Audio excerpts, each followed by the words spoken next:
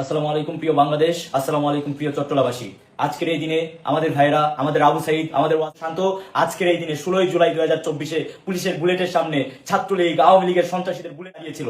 কিন্তু আজকে দুঃখের সাথে বলতে হয়, আজকে আবারও মুজিববাদের এই আওয়ামী দোসরেরা আমাদের ভাইদের উপর হামলা করেছে, আমাদের ভাইদেরকে রক্তাক্ত করেছে। আমরা পরিষ্কারভাবে বলতে চাই, আজকের পর থেকে বাংলাদেশ কোনো সন্ত্রাসী আর কোনো পেটোয়া বাহিনী এই দেশ থেকে পালিয়ে যেতে পারবে না। প্রত্যেকটাকে ধরে ধরে বিচারের আওতায় আনতে হবে। আমাদের এই গোপালগঞ্জে আমাদের ভাইদেরকে রক্তাক্ত করেছে, আমাদের ভাইদের উপর আঘাত করেছে, আমাদের ভাইদের উপর গুলি চালিয়েছে। এটা গোটা নাহিদ হাসনাত সাদ্দিদের উপর গুলি চালানো মানে বাংলাদেশের উপর গুলি চালানো। আমরা দেখেছি জুলাই আগস্টে আমাদের ভাইদের উপর যেভাবে হামলা করা হয়েছিল, জুলাই আগস্টে যেভাবে শান্ত, ওয়াসিম এবং আবু সাইদদের গুলি করা হয়েছিল, ঠিক একইভাবে আজকে 2025 সালে এসে 16 জুলাই আবারও আমাদের ভাইদের উপর গুলি চালানো। প্রশাসন, পুলিশ এবং সেনাবাহিনী পর্যন্ত নীরব দর্শকের ভূমিকা পালন করেছিল।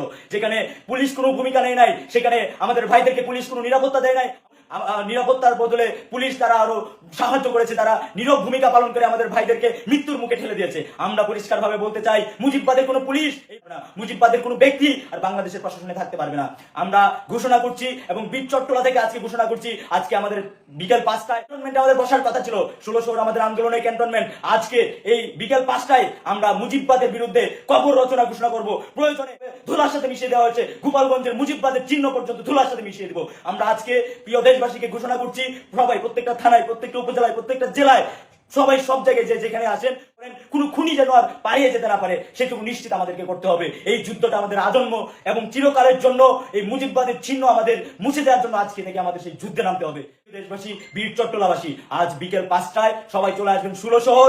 আমরা প্রতিরোধ করে তুলবো। আর কোন খুনি আওয়ামী লীগের ফেসিবাদের দূষরকে আমরা আর কোনো কম্প্রোমাইজ করবো না। No compromise. লীগের সাথে, ফেসিবাদের দূষরদের সাথে কোনো রকম কম্প্রোমাইজ হবে না। প্রিয় দেশবাসী, সবাই সবার জায়গা থেকে সচেতন থাকেন এবং আজকে এই মুহূর্ত থেকে আপনার প্রতিরোধ করে তোলেন। প্রত্যেকটা জায়গায় কর্মসূচি দেন।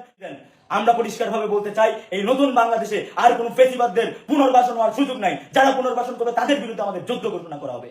আমরা কোন রকম যদি কেউ পালিয়ে যাওয়ার সাহায্য করে, তাহলে তাদের বিরুদ্ধে আমাদের অবস্থান থাকবে, তাদের বিরুদ্ধে আমাদের আন্দোলন চলমান থাকবে। আমরা দেখেছি কিভাবে আমাদের ভাইদেরকে আজকে আঘাত করা আমরা দেব। আজকে সবাই প্রত্যেকটা জায়গায় নিজ নিজ জায়গায় কর্মসূচি করেন এবং প্রয়োজনে আমরা আগামীকাল এবং খুব শীঘ্রই গোপালগঞ্জে আমরা কয়েক লাখ সারা দেশের মানুষ মার্চ করব। এটা বাংলাদেশের অংশ।